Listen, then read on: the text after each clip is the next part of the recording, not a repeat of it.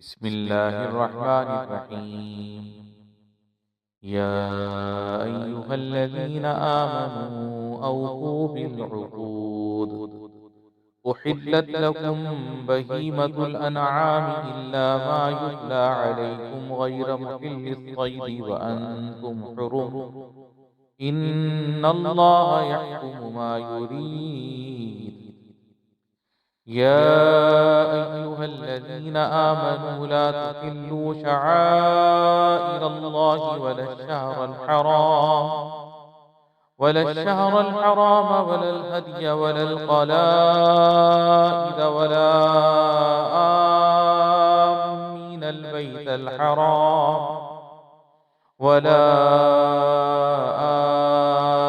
آمين البيت الحرام يبتغون فضلا من ربهم ورضوانا. وإذا حللتم فاصطادوا ولا يجرمنكم شنآن قوم أن صدوكم عن المسجد الحرام أن تعتدوا. وتعاونوا على البر والتقوى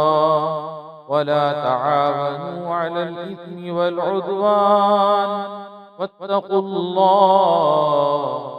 واتقوا الله إن الله شديد العقاب. حرمت عليكم الميتة والدم ولحم الخنزير وما أهل لغير الله به والمنخنقة والموقوذة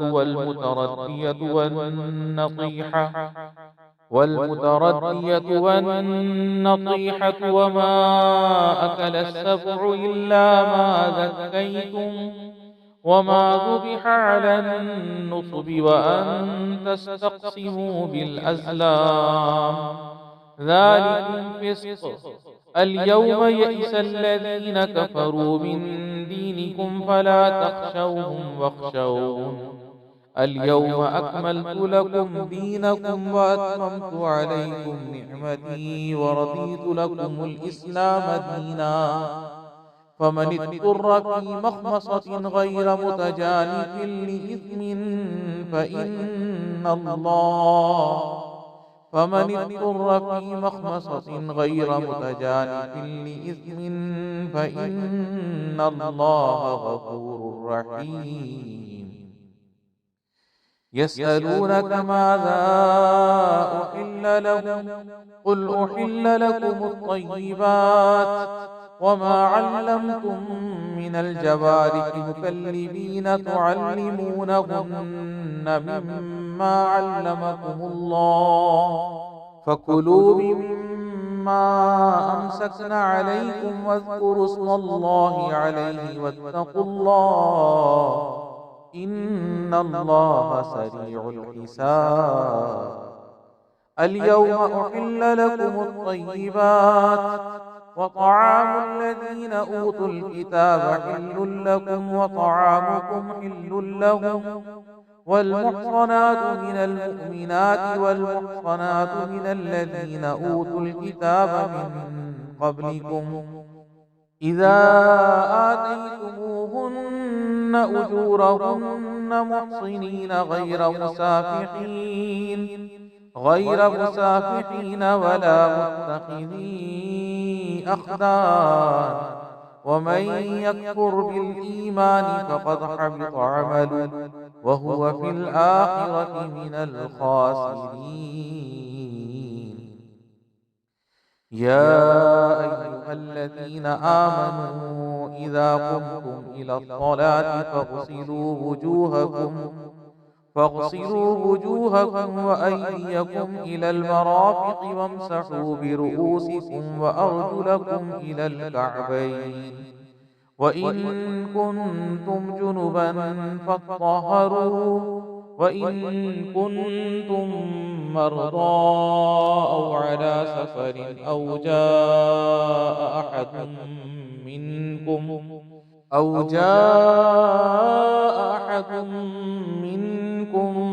من الغائط أو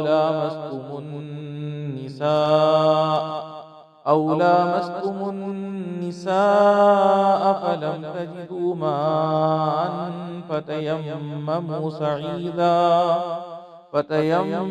سعيدا طيبا فامسحوا بوجوهكم وأيديكم منه ما يريد الله ليجعل عليكم من حرج ولكن يريد ليطهركم وليتم نعمته عليكم لعلكم تشكرون. واذكروا نعمة الله عليكم وميثاقه الذي واثقكم به إذ قلتم سمعنا وأطعنا واتقوا الله إن الله عليم بذات الصدور. يا أيها الذين آمنوا كونوا قوامين لله شهداء بالقسط ولا يجرمنكم شنآن قوم على ألا تعدلوا اعدلوا هو أقرب للتقوى واتقوا الله إن الله خبير بما تعملون. وعد الله الذين آمنوا وعملوا الصالحات لهم مغفرة وأجر عظيم والذين كفروا وكذبوا بآياتنا أولئك أصحاب الجحيم. يا أيها الذين آمنوا اذكروا نعمة الله عليكم إذ هم قوم أن يبسطوا إليكم أيديهم فكف أيديهم عنكم واتقوا الله وعلى الله فليتوكل المؤمنون. ولقد أخذ الله ميثاق بني إسرائيل وبعثنا منهم 12 نقيبا وقال الله إني معكم لئن أقمتم الصلاة وآتيتم الزكاة وآمنتم برسلي وعزرتموهم وأقرضتم الله قرضا حسنا لأكفرن عنكم سيئاتكم ولأدخلنكم جنات تجري من تحتها الأنهار فمن كفر بعد ذلك منكم فقد ضل سواء السبيل. فبما نقضهم ميثاقهم لعناهم وجعلنا قلوبهم قاسية يحرفون الكلم عن مواضعه ونسوا حظا مما ذكروا به ولا تزال تطلع على خائنة منهم إلا قليلا منهم فاعف عنهم واصفح إن الله يحب المحسنين. ومن الذين قالوا إنا نصارى أخذنا ميثاقهم فنسوا حظا مما ذكروا به فأغرينا بينهم العداوة والبغضاء إلى يوم القيامة وسوف ينبئهم الله بما كانوا يصنعون. يا أهل الكتاب قد جاءكم رسولنا يبين لكم كثيرا مما كنتم تخفون من الكتاب ويعفو عن كثير قد جاءكم من الله نور وكتاب مبين يهدي به الله من اتبع رضوانه سبل السلام ويخرجهم من الظلمات إلى النور بإذنه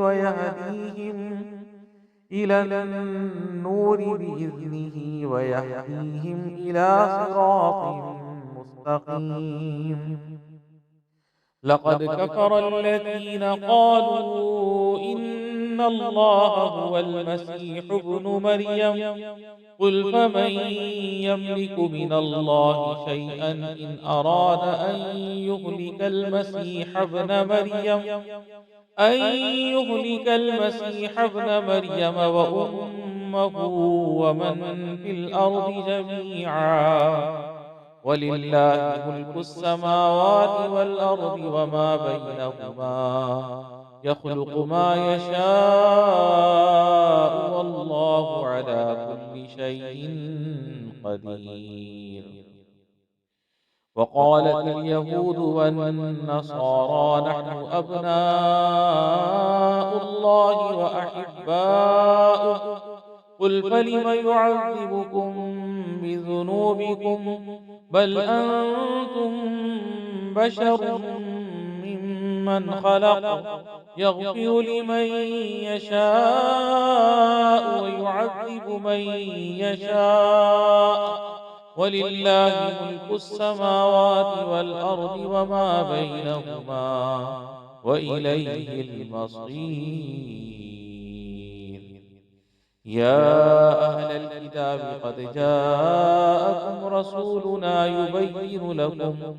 على فترة من الرسل أن تقولوا ما جاءنا من بشير ولا نذير. فقد جاءكم بشير ونذير والله على كل شيء قدير. وإذ قال موسى لقومه يا قوم اذكروا نعمة الله عليكم إذ جعل فيكم أنبياء وجعلكم ملوكا وآتاكم ما لم يؤت أحدا من العالمين. يا قوم ادخلوا الأرض المقدسة التي كتب الله لكم ولا ترتدوا على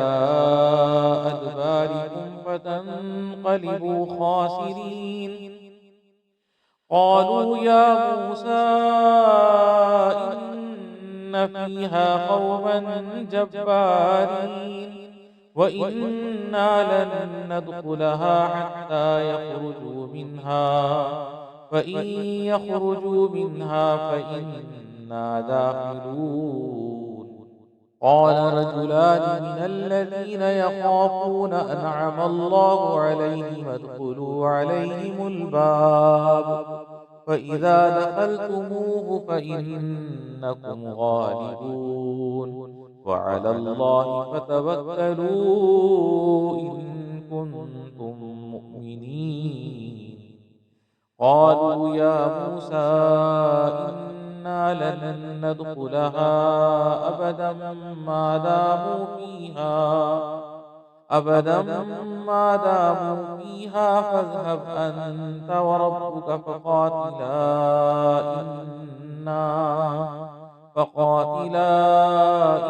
إنا هاهنا قاعدون. قال رب إني لا أملك إلا نفسي وأخي فافرق بيننا وبين القوم الفاسقين. قال فإنها محرمة عليهم 40 سنة يتيهون في الأرض فلا تأس على القوم الفاسقين. واتل عليهم نبأ ابني آدم بالحق إذ قربا قربانا فتقبل من أحدهما ولم يتقبل من الآخر قال لأقتلنك قال إنما يتقبل الله من المتقين. لئن بسطت إلي يدك لتقتلني ما أنا بباسط يدي إليك ليقتلك إني أخاف الله رب العالمين إني أريد أن تبوء بإثمي وإثمك فتكون من أصحاب النار وذلك جزاء الظالمين فطوعت له نفسه قتل أخيه فقتله فأصبح من الخاسرين فبعث الله غرابا يبحث في الأرض ليريه كيف يواري سوءة أخيه قال يا ويلتى أعجزت أن أكون مثل هذا الغراب فأواري سوءة أخي فأصبح من النادمين من أجل ذلك كتبنا على بني إسرائيل أنه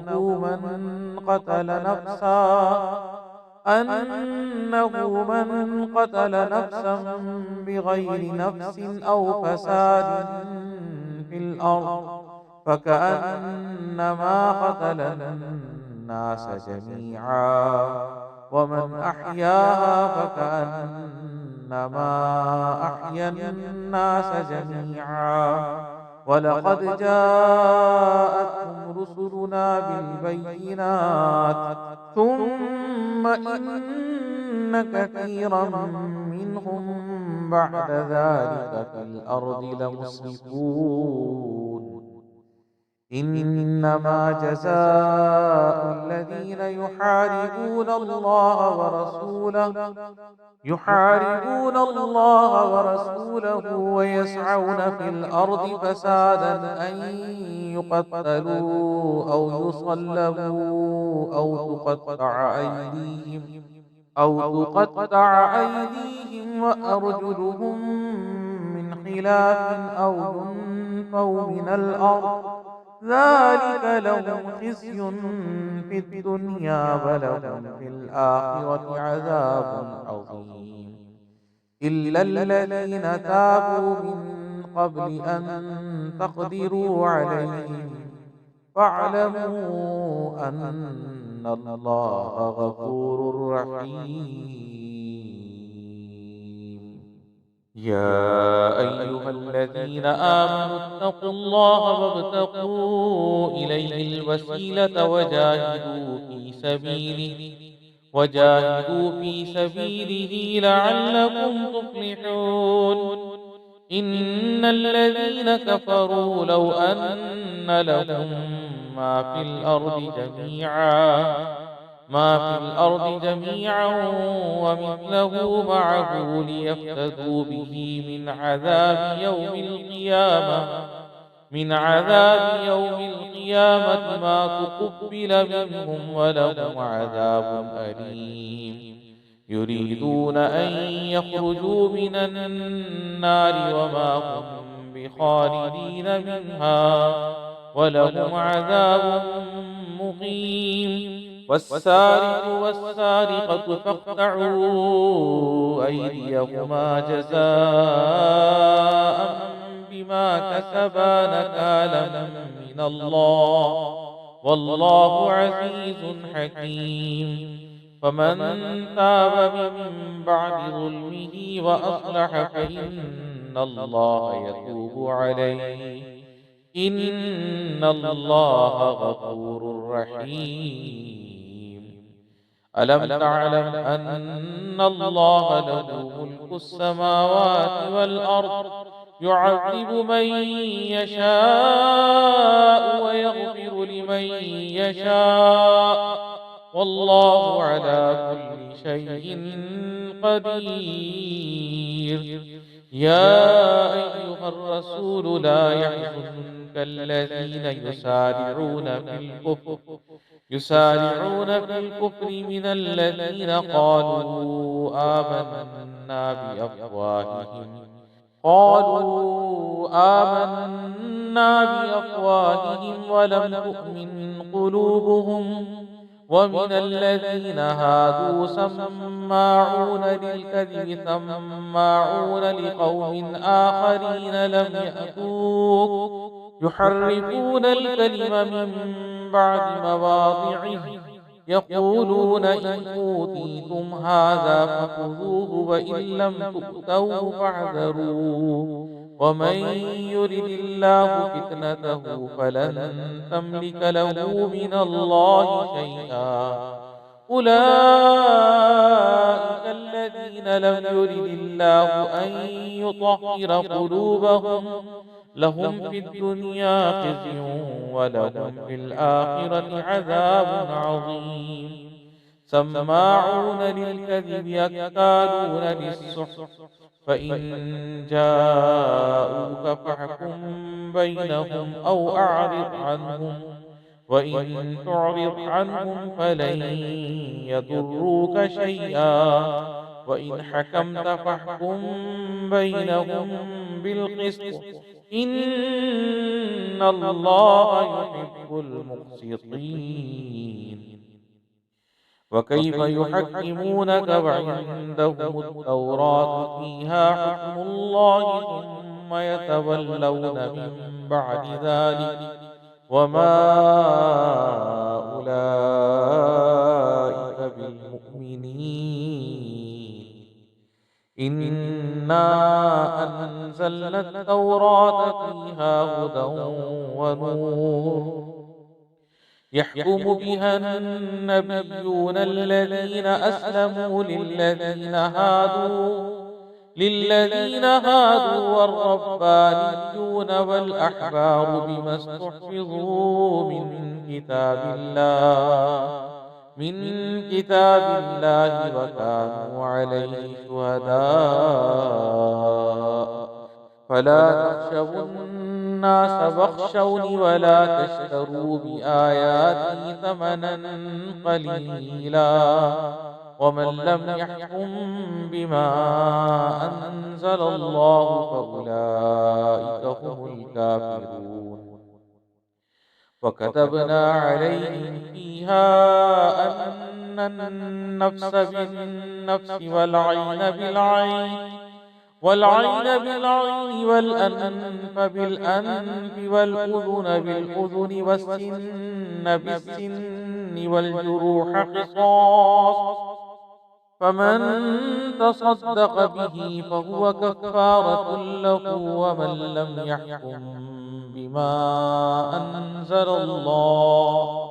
ومن لم يحكم بما أنزل الله فأولئك هم الظالمون وقفينا على آثارهم بعيسى ابن مريم مصدقا لما بين يديه من التوراة وآتيناه الإنجيل فيه هدى ونور ومصدقا لما بين يديه من التوراة وهدى وموعظة للمتقين وليحكم أهل الإنجيل بما أنزل الله فيه ومن لم يحكم بما أنزل الله فأولئك هم الفاسقون وأنزلنا إليك الكتاب بالحق مصدقا لما بين يديه من الكتاب ومهيمنا عليه فاحكم بينهم بما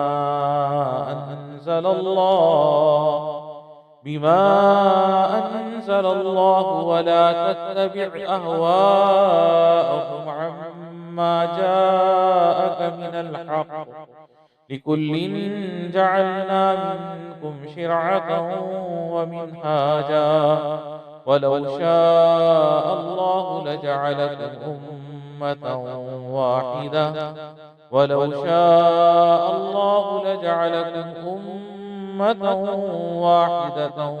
ولكن ولكن ليبلوكم فيما آتاكم فاستبقوا الخيرات إلى الله مرجعكم جميعا فينبئكم بما كنتم فيه تختلفون وأنحكم بينهم بما أنزل الله ولا تتبع أهواءهم واحذرهم أن يفتنوك عن بعد ما أنزل الله إليك فإن تولوا فاعلم أنما يريد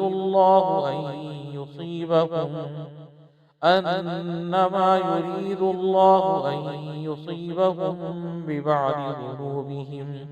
وإن كثيرا من الناس لفاسقون أفحكم الجاهلية يبغون ومن أحسن من الله حكما لقوم يوقنون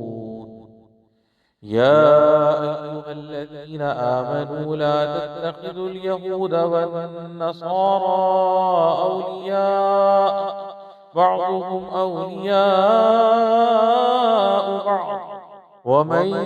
يتولهم منكم فإنه منهم إن الله لا يهدي القوم الظالمين فترى الذين في قلوبهم مرض يسارعون فيهم يقولون نخشى أن تصيبنا دائرة فعسى الله أن يأتي بالفتح أو أمر من عنده فيصبحوا على ما أسروا في أنفسهم نادمين ويقول الذين آمنوا أهؤلاء الذين أقسموا بالله جهد أيمانهم إنهم لمعكم حبطت أعمالهم فأصبحوا خاسرين يا أيها الذين آمنوا من يرتد منكم عن دينه فسوف يأتي الله بقوم يحبهم ويحبونه أذلة على المؤمنين أعزة على الكافرين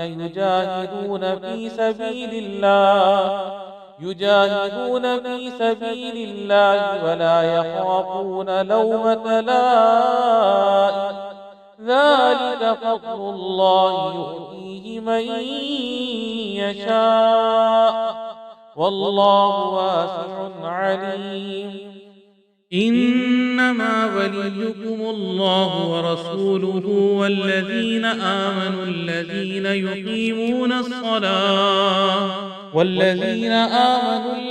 يقيمون الصلاة ويؤتون الزكاة وهم راكعون ومن يتول الله ورسوله والذين آمنوا فإن حزب الله هم الغالبون يا أيها الذين آمنوا لا تتخذوا الذين اتخذوا دينكم هزوا ولعبا من الذين أوتوا الكتاب من قبلكم والكفار أولياء واتقوا الله إن كنتم مؤمنين وإذا ناديتم إلى الصلاة اتخذوها هزوا ولعبا ذلك بأنهم قوم لا يعقلون قل يا أهل الكتاب هل تنقمون منا إلا أن آمنا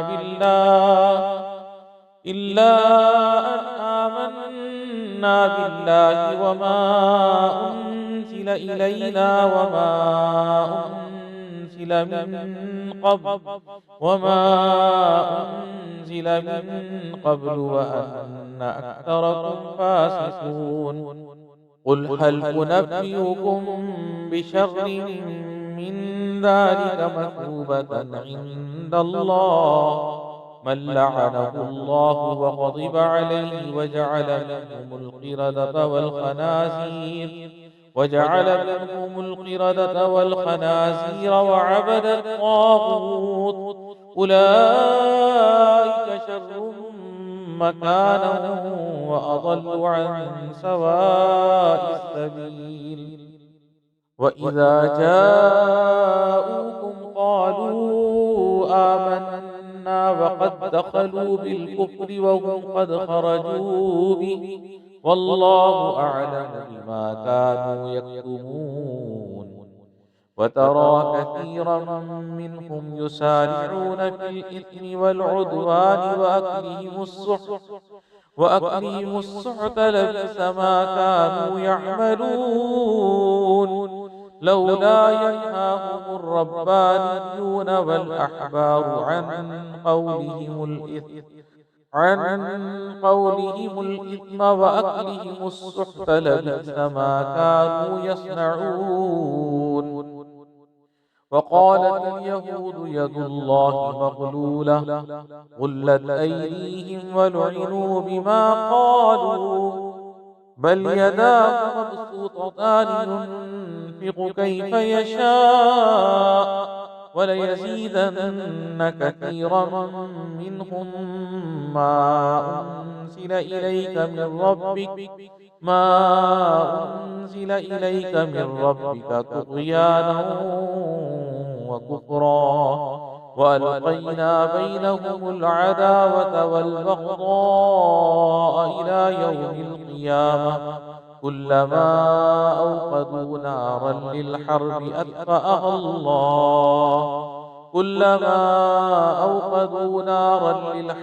أطفأها الله ويسعون في الأرض فسادا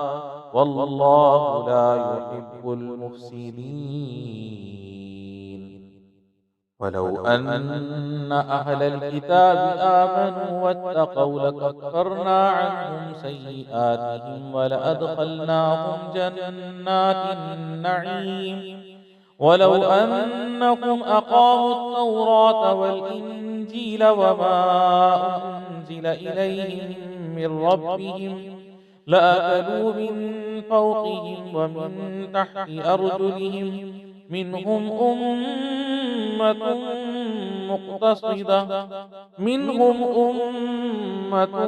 مقتصدة وكثير منهم ساء ما يعملون. يا أيها الرسول بلغ ما أنزل إليك من ربك وإن لم تفعل فما بلغت رسالته والله يعصمك من الناس إن الله لا يهدي القوم الكافرين. قل يا أهل الكتاب لستم على شيء حتى تقيموا التوراة والإنجيل وما أنزل إليكم من ربكم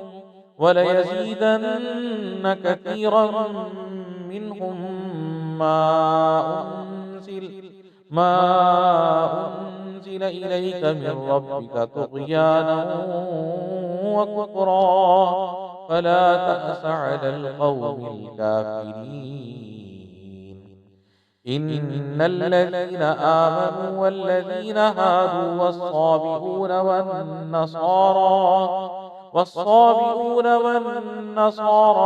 آمن بالله واليوم الآخر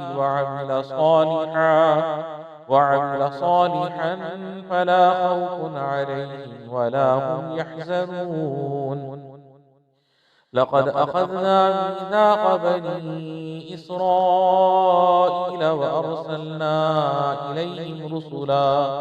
كلما جاءهم رسول بما لا تهوى أنفسهم فريقا كذبوا وفريقا يقتلون وحسبوا ألا تكون فتنة فعموا وصموا ثم تاب الله عليهم ثم عموا وصموا كثير منهم والله بصير بما يعملون. لقد كفر الذين قالوا إن الله هو المسيح ابن مريم وقال المسيح يا بني إسرائيل اعبدوا الله ربي وربكم إنه من يشرك بالله فقد حرم الله عليه الجنة ومأواه النار وما للظالمين من أنصار. لقد كفر الذين قالوا إن الله ثالث ثلاثة وما من إله إلا إله واحد وإن لم ينتهوا عما يقولون ليمسن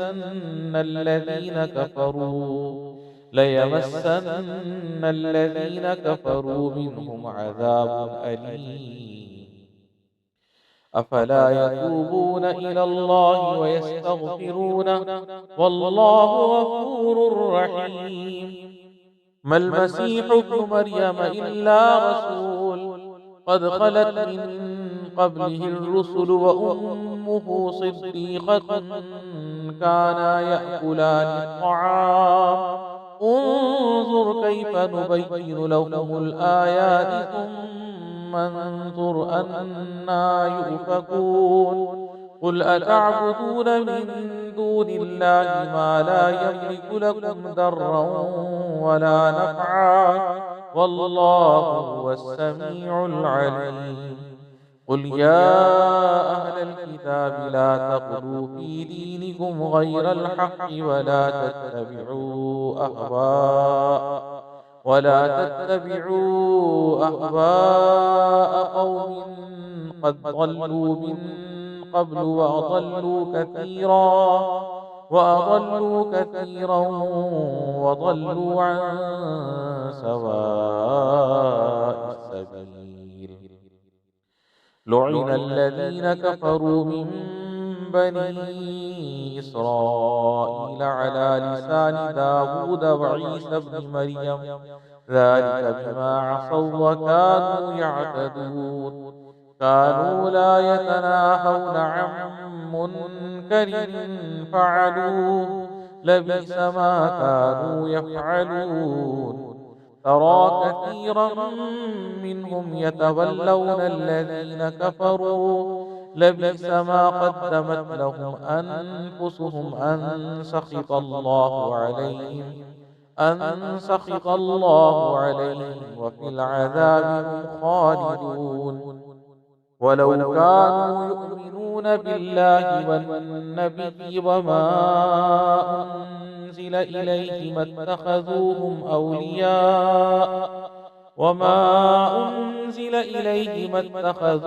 أولياء ولكن كثيرا منهم فاسقون. لتجدن أشد الناس عداوة للذين آمنوا اليهود والذين أشركوا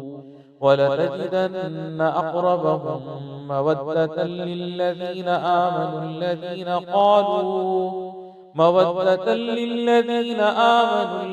قالوا إنا نصارى ذلك بأن منهم قسيسين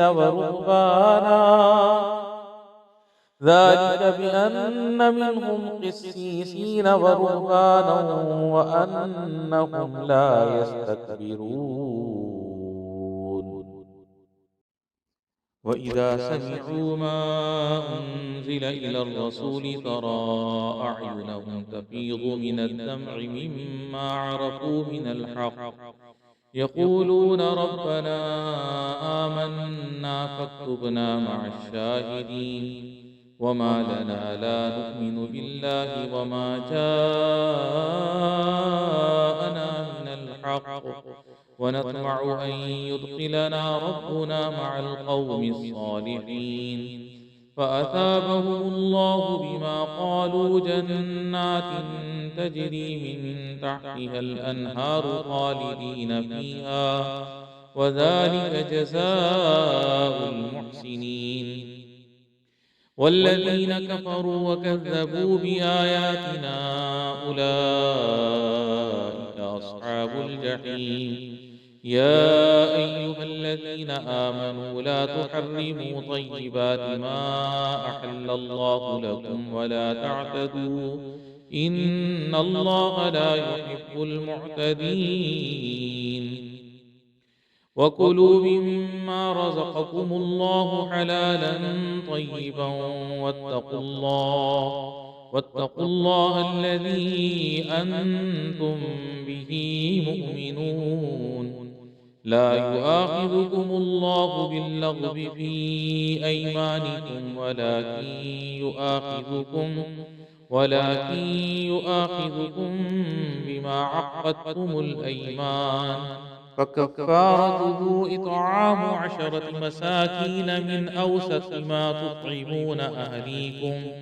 أو كسوتهم أو تحرير رقبة فمن لم يجد فصيام 3 أيام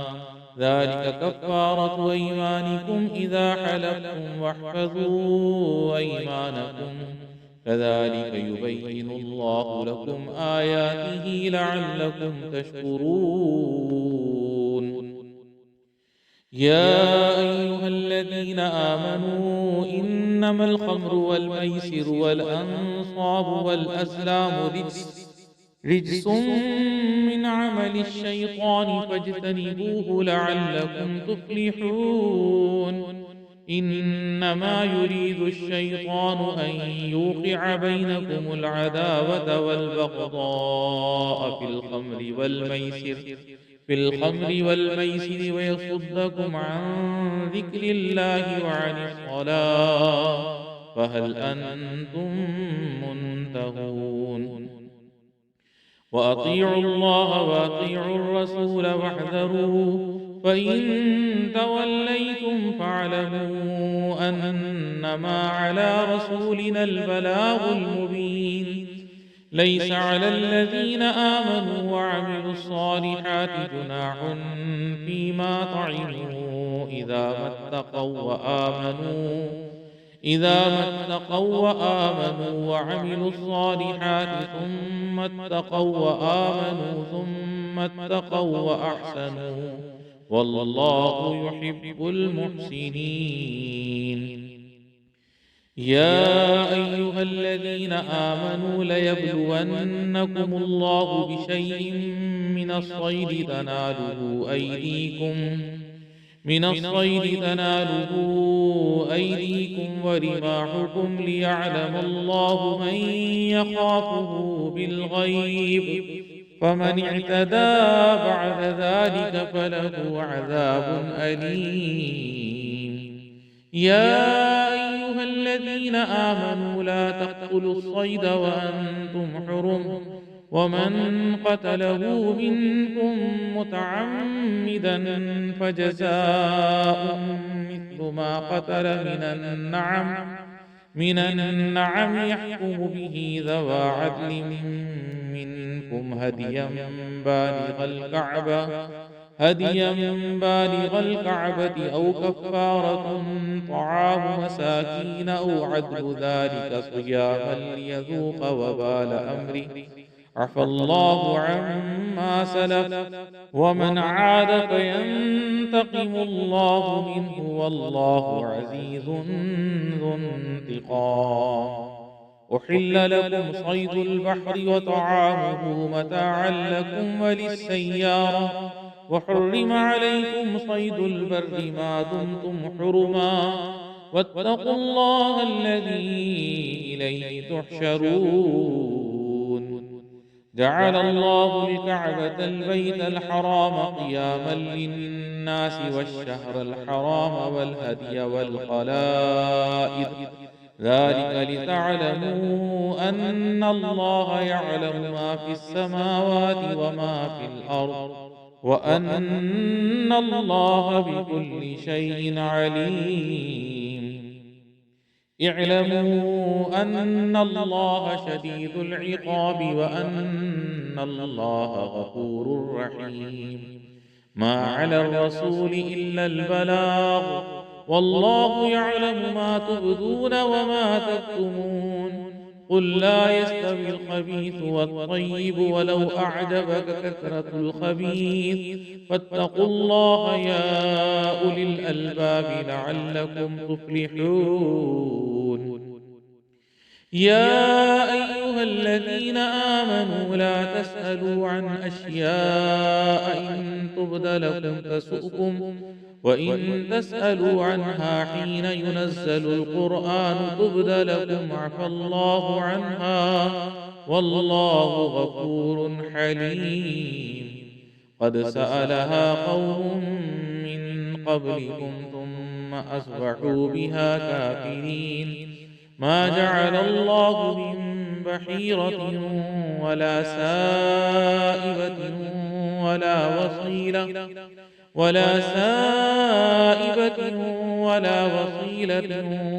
ولا حام ولكن الذين كفروا يفترون على الله الكذب وأكثرهم لا يعقلون.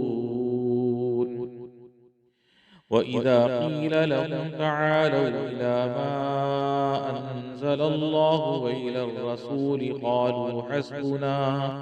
قالوا حسبنا ما وجدنا عليه آباءنا أولو كان آباؤهم لا يعلمون شيئا ولا يهتدون. يا أيها الذين آمنوا عليكم أنفسكم لا يضركم من ضل إذا هتديتم إلى الله مرجعكم جميعا فينبئكم بما كنتم تعملون. يا أيها الذين آمنوا شهادة بينكم إذا حضر أحدكم الموت حين الوصية اثنان ذوى عدل منكم أو آخران من غيركم إن أنتم ضربتم في الأرض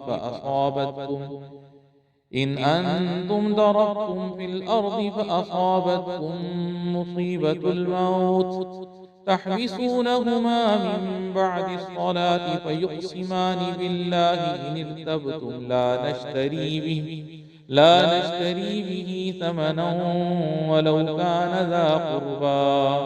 ولا نكتم شهادة الله إنا إذا لمن الآثمين. فإن عثر على أنهما استحقا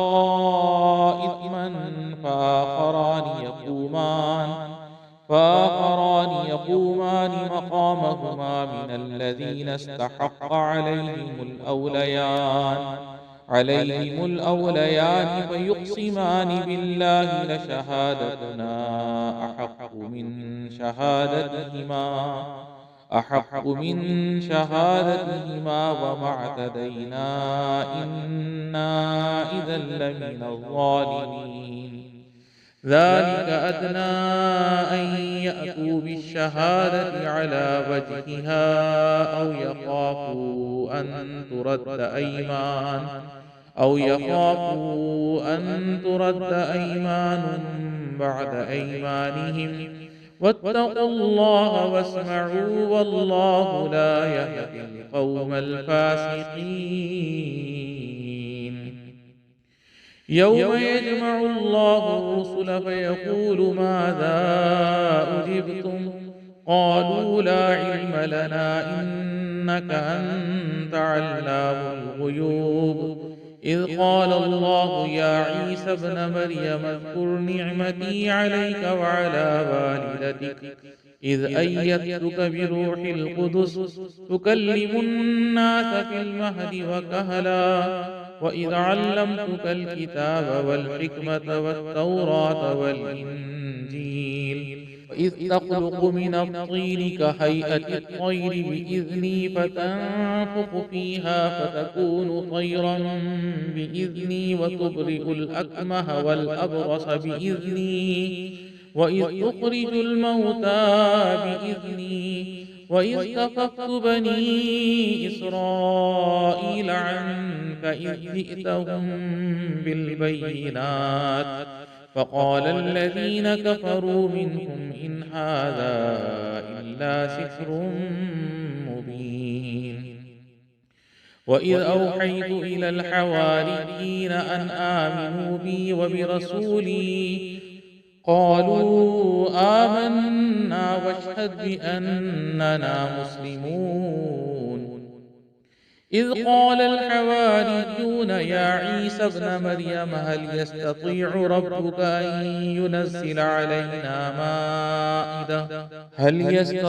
ربك أن ينزل علينا مائدة من السماء قال اتقوا الله إن كنتم مؤمنين قالوا نريد أن نأكل منها وتطمئن قلوبنا ونعلم أن قد صدقتنا ونكون عليها من الشاهدين قال عيسى ابن مريم اللهم ربنا أنزل علينا مائدة من السماء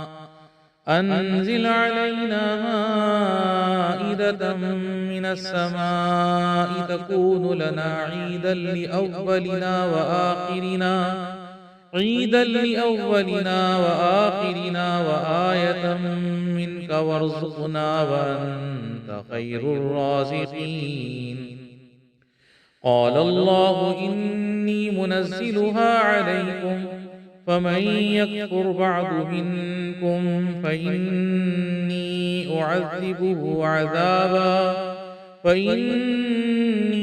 أعذبه عذابا لا أعذبه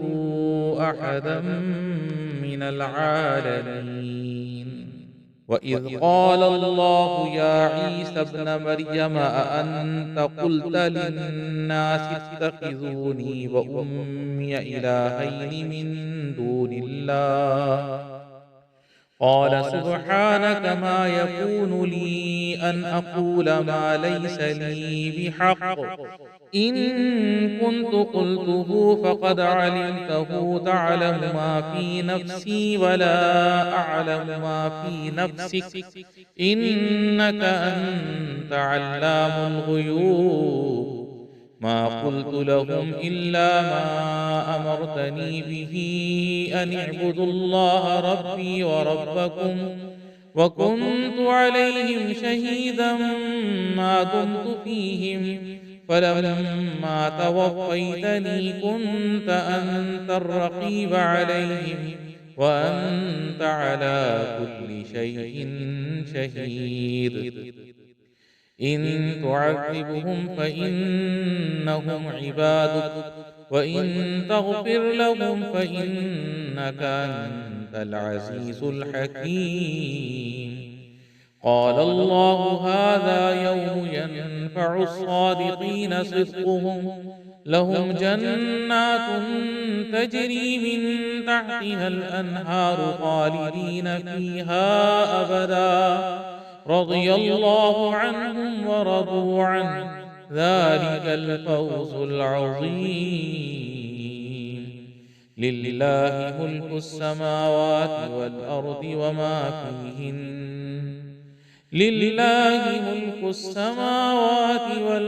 وما فيهن وهو على كل شيء قدير